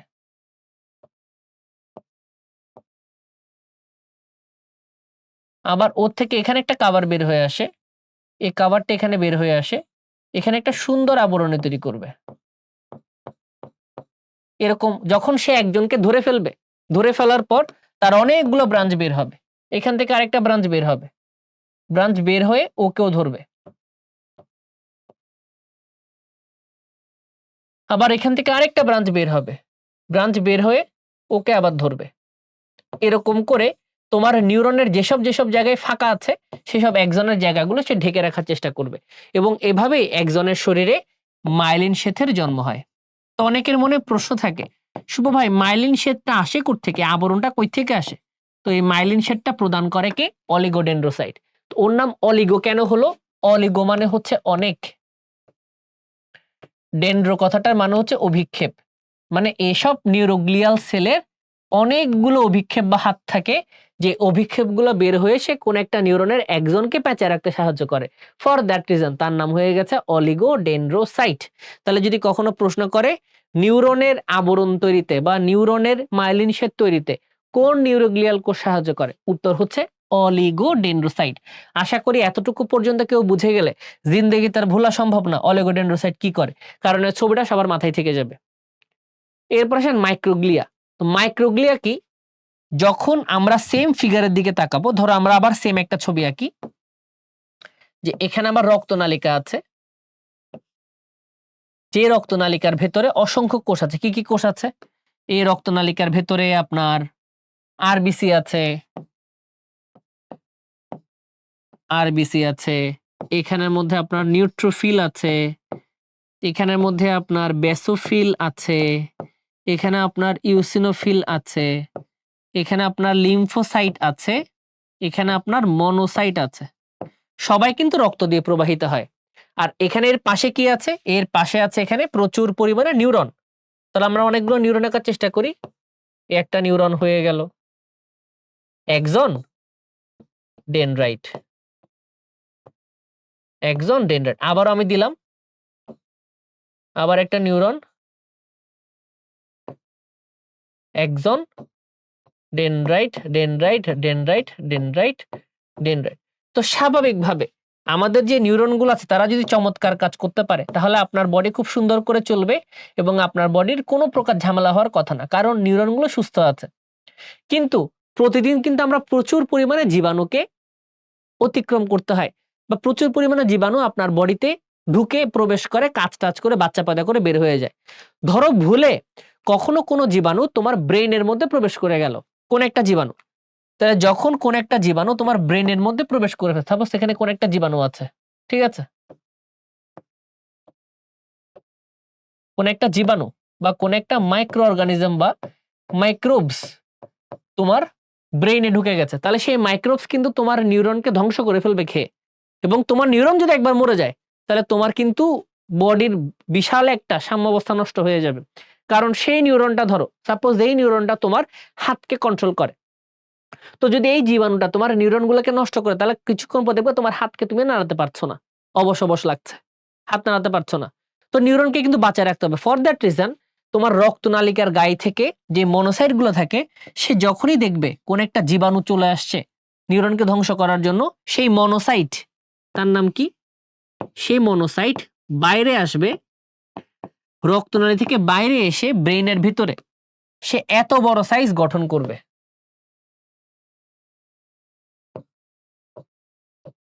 এবং সে রেগে তার দাঁতগুলোকে বের করে দিবে। এই যে আপনার কোষটা আছে, এই মনোসাইটটা বাইরে এসে এত বড় হয়ে গেছে এবং ওদেরকে ডেকে বলবে তুমি আগে আমার দিকে আসো, তারপর নিউরনকে ধরো। এই যে কোষটা আছে, এই কোষটা যত মাইক্রোবস সবগুলোকে ধ্বংস করে দিবে। কি লিখছে? ফ্রি হাগস, আগে দিকে আসো, আগে আমি আসবো তারপর তুমি নিউরনের কাছে যাবা। এই যে মনোসাইট গুলো আছে যেগুলো অনেক বড় হয়ে গেল সাইজে, কাকে মারার জন্য? নিউরনকে বাঁচানোর জন্য, জীবাণুগুলোকে মারার জন্য এই যে বড় হয়ে গেল, এই কোষটার নাম হচ্ছে মাইক্রোগ্লিয়া, মাইক্রোগ্লিয়া। এবং এটাকেই তোমরা পড়েছো রক্ত চ্যাপ্টারে অ্যাজ এ ম্যাক্রোফেজ। কেন ওর নাম ম্যাক্রোফেজ?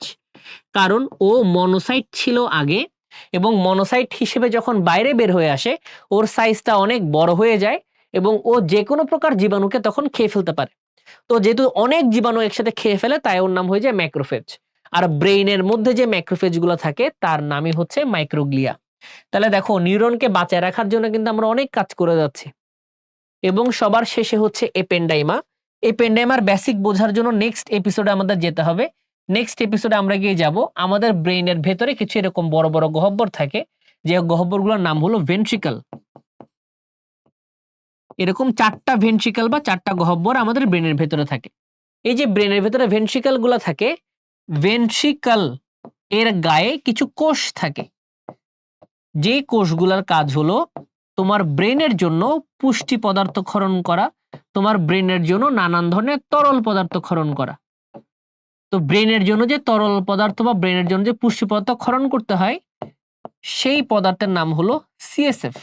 তাহলে ওরা কি ক্ষরণ করে? কিছু পুষ্টি পদার্থ ক্ষরণ করতে থাকে এই গহ্বরগুলোর ভেতরে। এই পুষ্টি পদার্থটার নাম হচ্ছে সিএসএফ। এবং এই যে কোষগুলো আছে, এই কোষগুলোর নাম হচ্ছে এপেনডাইমা বা এপেনডাইমাল কোষ। এপেনডাইমাল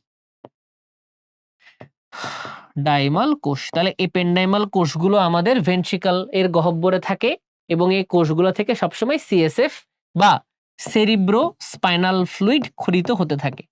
সেরিব্রো স্পাইনাল ফ্লুইড, যাতে ব্রেনের কাজে কখনো কোনো হ্যাম্পার না হয়। তাহলে এই হলো আমাদের নিউরন এবং নিউরোগ্লিয়ার পরিচয়। তাহলে সবার অ্যাস্ট্রোসাইটে তারা হওয়ার গল্পটা ক্লিয়ার। সবার অলিগোডেন্ড্রোসাইট কেমনে অনেকগুলো অলিগোডেন্ড্রো হাত দিয়ে কিভাবে তারা মাইলিন শীথ বানিয়েছিল শিখে ফেললাম। এরপর শিখলাম জীবাণুদেরকে মারার জন্য যে পুলিশ বাহিনী বা থানাগুলো গঠন করছি বা যে আর্মি ক্যাম্পগুলো বানাইছি সেখানে কারা কারা ছিল সেটা শিখলাম। এবং লাস্টে শিখলাম কিভাবে আমরা ব্রেনের মধ্যে পুষ্টি পদার্থ কন্টিনিউয়াসলি ক্ষরণ করতে থাকি থ্রু সিএসএফ এন্ড এপেনডাইমাল কোষ। পরীক্ষায় প্রায় সময় আসে, ভুল করবা না। এখন আসো সিনাপস। তো খেয়াল করে দেখো, দুইটা বাচ্চা এখানে কথা বলার চেষ্টা করতেছে। প্রথম বাচ্চা যে কথাটা বলতেছে সেই কথাটা একটা তার দিয়ে বা একটা জাংশন দিয়ে পরের বাচ্চার কাছে যাচ্ছে এবং পরের বাচ্চাটাকে শুনে বুঝতে পারছে ও এই খবর। তো আগেরকার দুলে কিন্তু যখন টেলিফোন আবিষ্কার করা হয়েছে, টেলিফোন আবিষ্কার করার একটা প্রিন্সিপাল ছিল, মানে আমাদের যে গ্রাহাম বেল সাহেব ছিল, সে গ্রাহাম বেল সাহেব কিন্তু এই টেকনিকটাই চিন্তা করেছিলেন কোনোভাবে শব্দকে ট্রান্সফার করা যায় নাকি। পরে এই টেকনিক থেকে উনি টেলিফোনের জন্ম দিয়েছিলেন।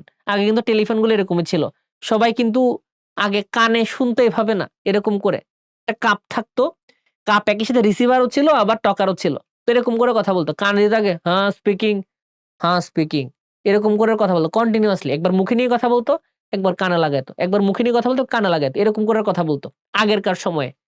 খেয়াল করে দেখো, একটা নিউরনের কাছে কিছু ইনফরমেশন আছে,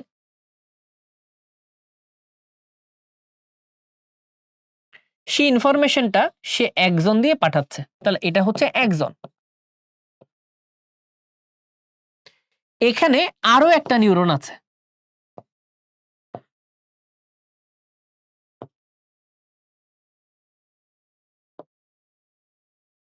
তাহলে এই যে একজনটা, পরবর্তী যে নিউরনটা আমার কাছে, এটা আমি নাম দিই আমরা, এটা হচ্ছে নিউরন নাম্বার 2,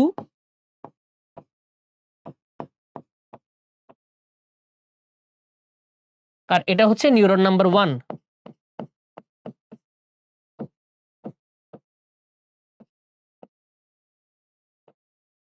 তাহলে নিউরন নাম্বার 1 এর কাছে একটা ইনফরমেশন আছে, ওর কাছে একটা কি আছে, ওর কাছে একটা ইনফরমেশন আছে। ও চাচ্ছে এই ইনফরমেশনটাকে নিউরন 2 পর্যন্ত পাঠাবে। তাহলে নিউরন 2 হচ্ছে রিসিভার। তাহলে নিউরন 2 কিসেবে কাজ করছে? গ্রাহক হিসেবে কাজ করছে। আর নিউরন যেটা 1 আছে, সেই নিউরন 1টা হচ্ছে প্রেরক হিসেবে কাজ করছে। তাহলে যে ইনফরমেশনটা, সেই ইনফরমেশনটা কিভাবে ট্রান্সফার হচ্ছে? সেই ইনফরমেশনটা সুন্দর করে এখান থেকে একজন পর্যন্ত আসবে, একজন এই জিনিসটাকে ট্রান্সফার করে নিয়ে যাবে, সুন্দর করে ট্রান্সফার করে নিয়ে যাচ্ছে।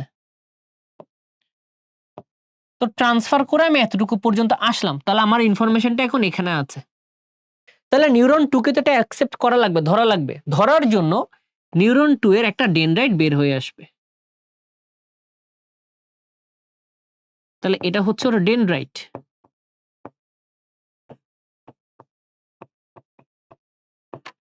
তাহলে এই যে তোমার ডেনড্রাইট এবং একজনের মধ্যে যে কানেকশনটা ক্রিয়েট হবে,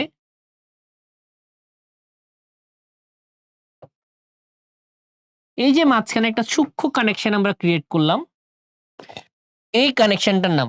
তাহলে একটা নিউরনের একজনের সাথে আরেকটা নিউরনের ডেনড্রাইটের মধ্যে যে কানেকশনটা ক্রিয়েট হয়েছে, এই কানেকশন বা সম্পর্কটাকে আমরা বলছি সিনাপস।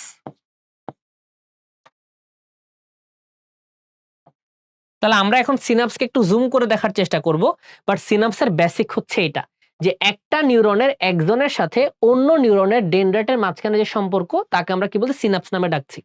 তাহলে দেখো যদি আমরা একটা সিনাপসকে এক্সপ্লেন করার চেষ্টা করি, কিভাবে এক্সপ্লেন করব, যে আমার কাছে একটা নিউরনের একজন আছে, এটা একটা তার শাখা, এবং এই শাখাকে আমরা একটু বড় করে আঁকি, এই শাখাটাকে আমরা একটু বড় করে আঁকার চেষ্টা করছি। তাহলে এটা হচ্ছে একটা একজন, এবং ওই পাশে একটা ডেনড্রাইট ছিল,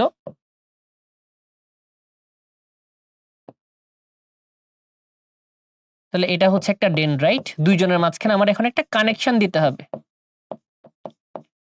তাহলে কানেকশনটা কিভাবে দিব, আমি এখন এটা কালার চেঞ্জ করে দিই, ডেনড্রাইট, ডেনড্রাইট। তাহলে এটা হচ্ছে সেন্ডার, আর এটা হচ্ছে রিসিভার।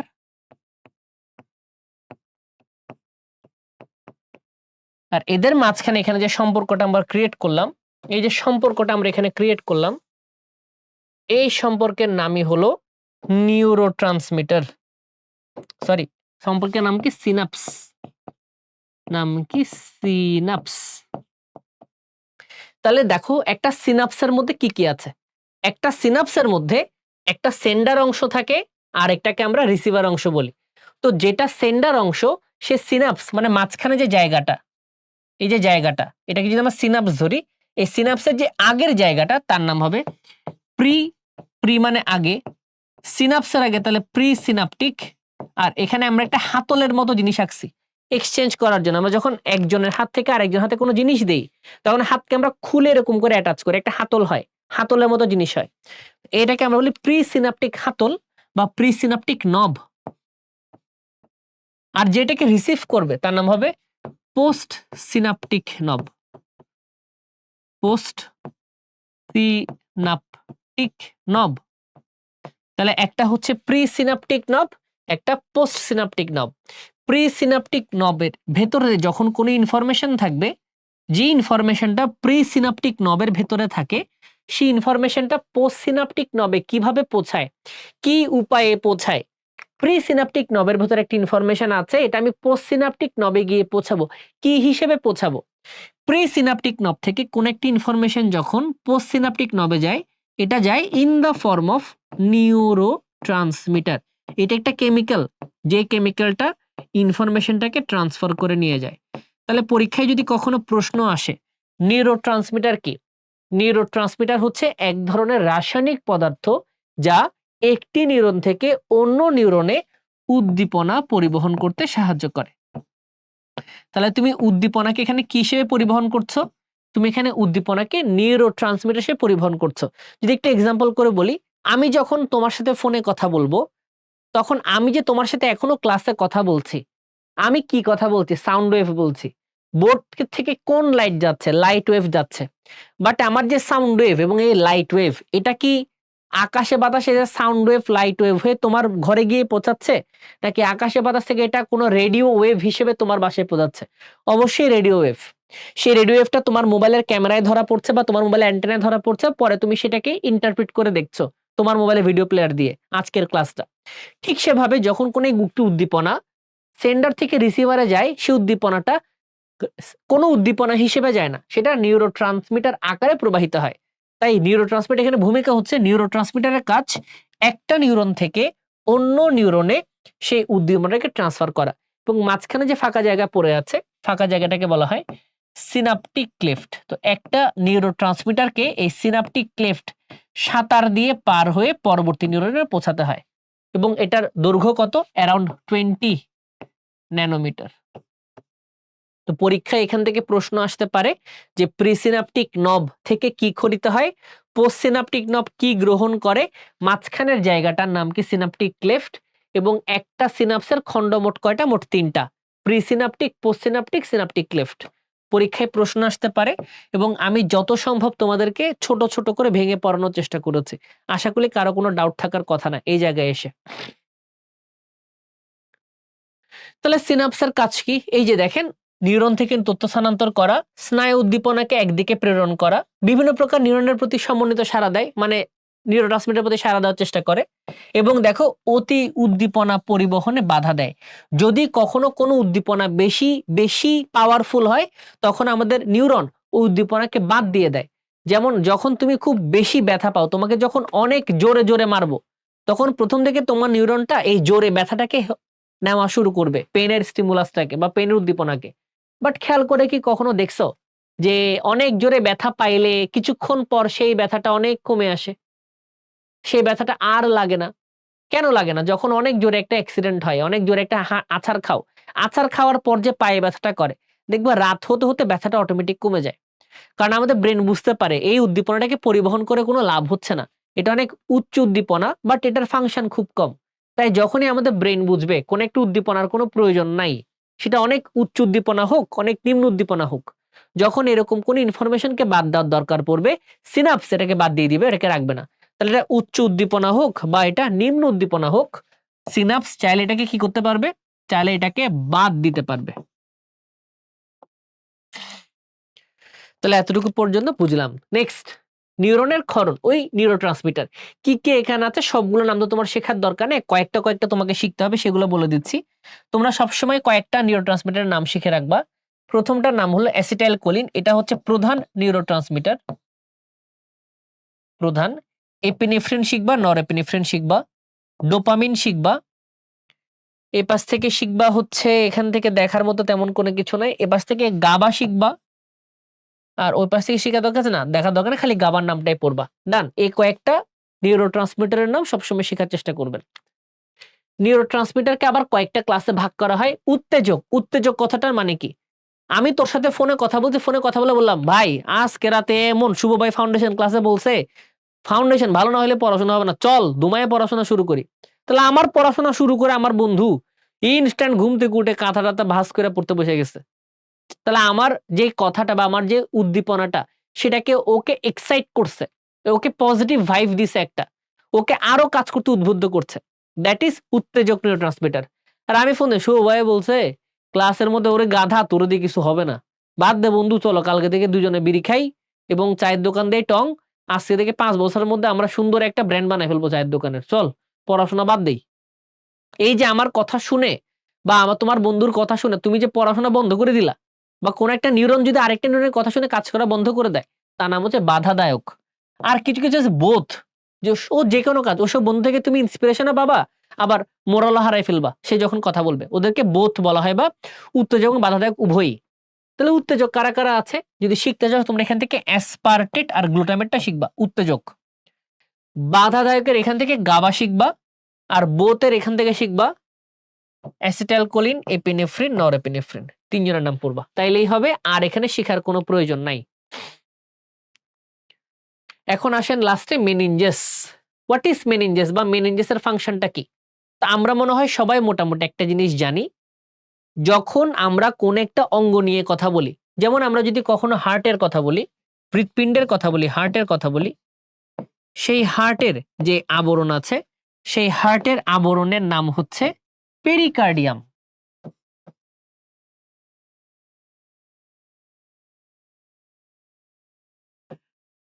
আমরা যখন ফুসফুসের কথা বলি,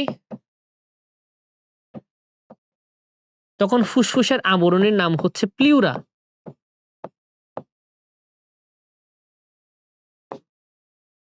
আবার আমরা যখন কথা বলি অস্থির আবরণের কথা, তখন অস্থির আবরণের নাম হচ্ছে পেরিঅস্টিয়াম।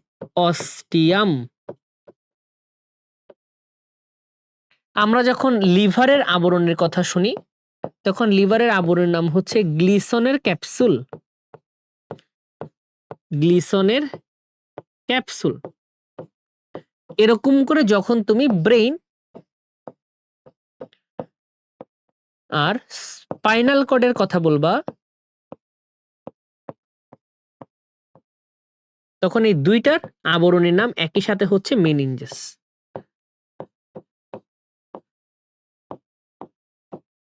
তো অনেকের মাথায় প্রশ্ন আসতে পারে, শুভ ভাই ব্রেইন আর স্পাইনাল কর্ডের আবরণ একই রকম কেমনে হইতে পারে? এটার খুব সুন্দর একটা উত্তর আছে। তুমি যখন মায়ের পেটে থাকো, তখন মায়ের পেটে যখন তুমি থাকো, তখন তোমার একটা ভ্রূণীয় স্তর থাকে, সেই ভ্রূণীয় স্তরটার নাম হচ্ছে একটোডাম। সেই একটোডাম থেকে একটা নালীর জন্ম হয়, সেই নালীটার নাম হচ্ছে নিউরাল টিউব।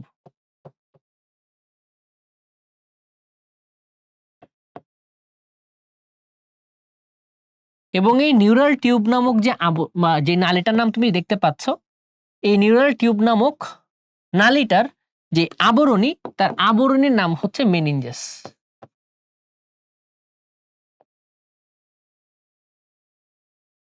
তো নিউরাল টিউবের একটা অংশ তোমার পিঠ বরাবর প্রসারিত হয়, একটা অংশ পৃষ্ঠ বরাবর প্রসারিত হয়।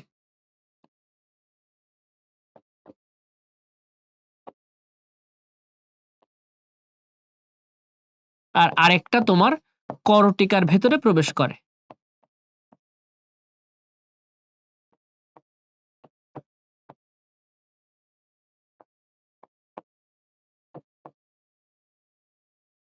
তো পৃষ্ঠ বরাবর যেটা প্রসারিত হয়, সেই জিনিসটার নামই হচ্ছে আজকে সুষুম্না কাণ্ড, বা যেটাকে বাংলা ইংলিশে বলা হয় স্পাইনাল কর্ড। আর নিউরাল টিউবের যে অংশটা ব্রেনের মধ্যে ঢুকে, মানে আমাদের করটিকার মধ্যে ঢুকে যায়, তার নামই হচ্ছে আমাদের ব্রেইন। তো যেহেতু এই দুইজনের উৎস একই জায়গা থেকে এবং তাদের আবরণ ছিল একটাই মেনিনজেস, ফর দ্যাট রিজন সুষুম্না কাণ্ড আর ব্রেইনের যে আবরণ, তার নামই হচ্ছে মেনিনজেস। মেনিনজেস। তাহলে এতটুকু পর্যন্ত আশা করি কখনো কারো ভুল হবে না। তাহলে আমরা দেখব আমাদের ব্রেনের সাপেক্ষে আমাদের মেনিনজেসটা কিভাবে অবস্থান করার চেষ্টা করে। সবার আগে দেখবা, ছবিটাকে একটু আমরা আন্ডারলাইন করি। সবার আগে আমরা এখানে যে অঞ্চলটা দেখতে পাচ্ছি, এটা হচ্ছে তোমার ব্রেন বা মস্তিষ্ক। এই জায়গায় কোনো সমস্যা নাই, গেল। এরপর সব থেকে উপরে যেটা দেখতে পাচ্ছেন, এটা হচ্ছে তোমার স্ক্যাল্প। স্ক্যাল্প কথাটার মানে কি? স্ক্যাল্প কথাটার মানে হচ্ছে মাথার ত্বক। মাথার ত্বক, যেখানে তোমার চুলগুলো লাগানো থাকে। এই চুল, ধরো এখানে আমি চুল এঁকে দিলাম কয়েকটা বোঝানোর জন্য, এই যে চুল, এখানে তোমার চুল লাগানো আছে। স্ক্যাল্পের ঠিক নিচে থাকে তোমার করটিকার হাড্ডি। তাহলে এটা কি? এই লেয়ারটা কি? এটা হচ্ছে তোমার করটিকার অস্থি। আবার কেউ বললো না যে শুভ ভাই আমার তো করটিকার অস্থি পাচ্ছি না, মাথার মধ্যে হাড্ডি বাড়ি দিলে জোরে একটা দেখবে যেটা ফাটতেছে, ওটা হচ্ছে করটিকার হাড্ডি, করটিকার অস্থি। তাহলে এই যে করটিকার অস্থি এবং ব্রেন এর মাঝখানে যা দেখতে পাচ্ছ, এই টোটাল জায়গাটার নামই হচ্ছে, এই জায়গাটার নামই হচ্ছে তোমার মেনিনজেস। মেনিনজেস। তো এই মেনিনজেসের মোট দুইটা প্রধান লেয়ার আছে, দুইটা প্রধান লেয়ার। কি কি প্রধান লেয়ার আছে? সব থেকে বাইরের দিকে যে নীল কালারটা দেখতে পাচ্ছ, সব থেকে বাইরের দিকে যে আবরণটা, সব থেকে বাইরের দিকের আবরণটার নাম হচ্ছে ডুরা ম্যাটার। এটা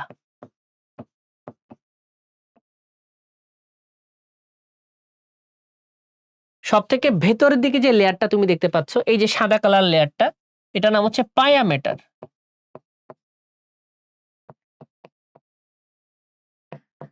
আর এর মাঝখানে যে স্পেসটা আছে, সেই স্পেসটার নাম হচ্ছে অ্যারাকেনয়েড ম্যাটার। কি নাম? অ্যারাকেনয়েড ম্যাটার।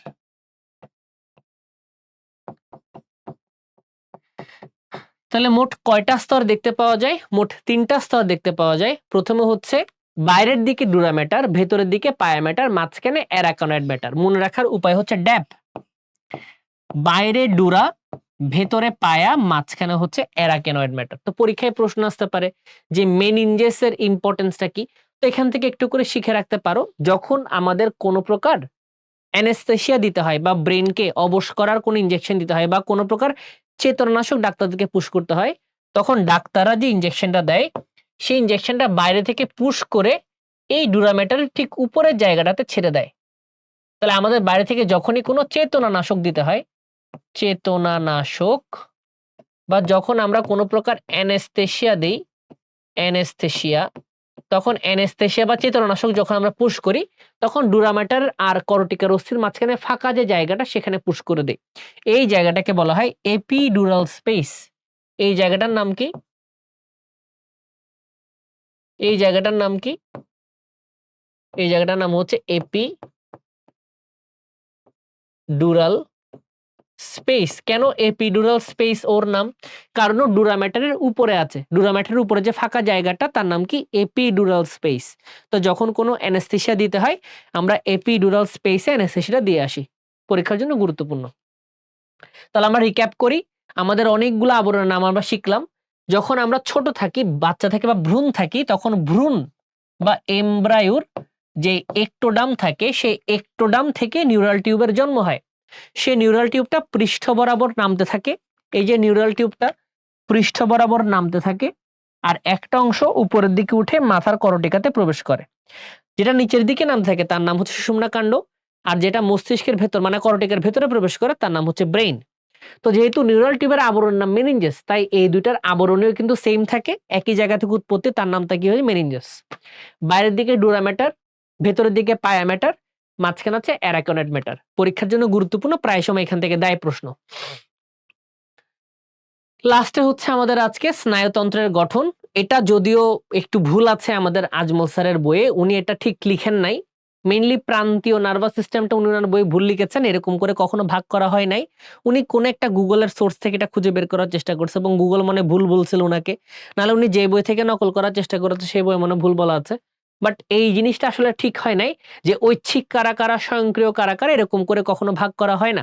স্বয়ংক্রিয় পর্যন্ত ওকে বলা যায়, বাট ঐচ্ছিকের এখানে করটিক সুষুম্না ভাগ করা উচিত হয় নাই। দেখো ঐচ্ছিকের এখানেও করটিক সুষুম্না লিখছে, এখানেও করটিক সুষুম্না লিখছে। উনার নিজেরই এখানে বেসিক কোনো ঘাপলা আছে। উনি এখনো কেন ঠিক করছেন এত বছর পর তার কোনো উত্তর আমরা পাচ্ছি না। এখানে একটু স্পেসিফিক বলা দরকার ছিল, যদি ডাক্তারি বিদ্যা অনুসারে লেখা দরকার ছিল। তাই আমরা এই পাশেটা শিখবো না। স্নায়ুতন্ত্রকে দুই ভাগে ভাগ করা হয়। যদি সে মাঝখান বরাবর থাকে, শরীরের যদি মাঝখান বরাবর থাকে সে কেন্দ্রীয়, শরীরের পাশ বরাবর থাকলে বা সারা শরীরে থাকলে তার নাম প্রান্তীয়। মাঝখানে কারা কারা আছে? মস্তিষ্ক সুষুম্না কাণ্ড আছে। আর দুই পাশে কারা কারা আছে? ঐচ্ছিক স্নায়ু আর স্বয়ং। ঐচ্ছিক তোমার ইচ্ছা অনুসারে কাজ করে, আর স্বয়ংক্রিয় এটা অটোমেটেড, তোমাকে না জানায় সব কাজ করে, অটোমেটেড কাজ করে। তো এতটুকু পর্যন্ত শিখে রাখলেই হয়ে যাবে, এর বাইরে আর কোনো জ্ঞানের প্রয়োজন নাই। তো মস্তিষ্ক সুষুম্না কাণ্ড সিএনএস এর আন্ডারে, আর যত প্রকার স্নায়ু আছে সবগুলো স্নায়ু প্রান্তীয়ের আন্ডারে পড়ে। এতটুকু তোমার বুঝলেই হবে, বাট কখনো এটা নিয়ে নাড়াচাড়া করিও না, উনারা লিখতে একটু ঝামেলা করে ফেলেছেন আর কি। তাহলে আসেন কোন ধরনের কোষের অস্বাভাবিক বিভাজনের ফলে মস্তিষ্কে টিউমার সৃষ্টি হয়। তো আমরা শিখেছি অ্যাস্ট্রোসাইটের সংখ্যা সব থেকে বেশি। ওর সংখ্যা যদি কখনো হুট করে বেড়ে যায় তবে আমাদের ব্রেনে টিউমার হয়, এবং আমাদের ব্রেনের ম্যাক্সিমাম টিউমারের জন্য দায়ী হচ্ছে অ্যাস্ট্রোসাইট। মানে যারা যারা ব্রেন ক্যান্সারে মারা যায় তারা সবাই অ্যাস্ট্রোসাইটের কারণেই মারা যায়, বাকি কোনো সেলের এখানে কোনো ভূমিকা নাই। কোনটি নিউরোগ্লিয়ার কাজ না? তাহলে একটু পড়ার চেষ্টা করে দেখো। প্রশ্ন আসেন শুরু থেকে পড়ি। ধারক কোষ হিসেবে কাজ করে, হ্যাঁ নিউরনকে ধরে রাখতে কাজ করে। স্নায়ু কোষে আয়ন পরিবহনে সহায়তা করে, কেমন যেন লাগছে। নিউরোসিক্রেশন ঘটায়, কেমন যেন লাগছে। মাইলিন শীথ গঠনে অংশ নেয়, দ্যাটস কারেক্ট। তাহলে ধারক কোষ হিসেবে কাজ করে, দ্যাট ইজ কারেক্ট। অবশ্যই ধারক কোষ হিসেবে কাজ করে, নিউরনকে ধরে রাখে। সে মাইলিন শীথ গঠন করে, যেমন তুমি অলিগোডেন্ড্রোসাইটের কথা বলেছ, অলিগোডেন্ড্রোসাইটের কথা বলেছ। স্নায়ু কোষে আয়ন পরিবহন করে, মনে আছে আমাদের অ্যাস্ট্রোসাইট কি কাজটা করত? অ্যাস্ট্রোসাইট পুষ্টি, আয়ন এগুলো পরিবহন করত। আয়ন, পুষ্টি, যে কোনো প্রকার উপাদান পরিবহন করত। বাট খেয়াল করে দেখো, নিউরোসিক্রেশন মানে নিউরো যে ট্রান্সমিটারটা আছে সেই নিউরো ট্রান্সমিটার কি কখনো অ্যাস্ট্রোসাইট বা কখনো অলিগোডেন্ড্রোসাইট ওরা কি কখনো করত? উদ্দীপনা পরিবহন করা বা নিউরো ট্রান্সমিটারকে পরিবহন করা, এটা কি কখনোই কি নিউরোগ্লিয়ারা করত নাকি শুধু নিউরন করত? শুধু নিউরন করত। এই কাজ শুধুমাত্র নিউরনের। তাহলে শুধুমাত্র নিউরনের যদি এটা কাজ হয়ে থাকে তাহলে কখনোই নিউরোসিক্রেশন ঘটায়, এখানে উত্তর হতে পারে না। ফর দ্যাট রিজন কোনটা নিউরোগ্লিয়ার কাজ নয়, উত্তর হচ্ছে নিউরোসিক্রেশন ঘটানো। স্নায়ুতন্ত্রে বিদ্যমান ম্যাক্রোফেজকে কি বলে? আমরা শিখেছিলাম স্নায়ুতন্ত্রে যখন মনোসাইট প্রবেশ করে সাইজে অনেক বড় হয়ে যায়, জীবাণুগুলোকে খেয়ে ফেলে, তখন তার নাম হয় মাইক্রোগ্লিয়া। তাহলে বলতো কুফার কোষ কোথায় থাকে? এটা হচ্ছে যকৃতের ফ্যাগোসাইট বা যকৃতের ম্যাক্রোফেজ, মেসেঞ্জার সেল, এটা তো তোমার বইয়ের, আচ্ছা এগুলো প্রতিরক্ষাতে গিয়ে পড়বো, এগুলো নিয়ে এখন ঘাটাঘাটি করার খুব দরকার নাই। তো এই হলো আমাদের আজকের লেকচার নাম্বার 1। আশা করি মোটামুটি ক্লাস আমরা যেসব টপিক নিয়ে কথা বলেছি, নিউরন কি জিনিস, কেন স্নায়ুতন্ত্র দরকার, কিভাবে আমরা এগুলোকে ভাগ করে নিয়ে আসলাম, কিভাবে ব্রেনের উৎপত্তি হইলো, কিভাবে মেনিনজেস আসলো, কিভাবে সুষুম্না কাণ্ড আসলো, বিভাজনটা কোথায় হইছে, অ্যাস্ট্রোসাইট কিভাবে কাজ করে, বই কিন্তু এগুলো অনেক কঠিন করে লেখা। অলিগোডেন্ড্রোসাইট কি কাজ করে, মাইলিন শীথ কিভাবে আসলো, নিসেল দানা কি, সবকিছু বেসিক থেকে ডিসকাস করার চেষ্টা করেছি।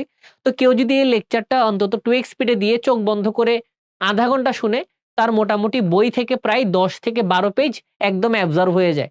এর বাইরে তার কিছু পড়ার দরকার পড়ে না। তো আশা করি সবাই ভিডিওগুলোকে একটু সবাই টাইম নিয়ে দেখো বা ফাস্ট করে দেখো, দেখার চেষ্টা করবা। দেখবা যদি কখনো কোনো ফাটল থেকে থাকে ভিতে, সেটা কভার হয়ে যাচ্ছে এবং ভর্তি পরীক্ষার প্রিপারেশন আস্তে আস্তে সুন্দর হচ্ছে। তো অপেক্ষা করেন লেকচার 2 এর জন্য। Till then best of luck, ভালো থাকো, সুস্থ থাকো সবাই।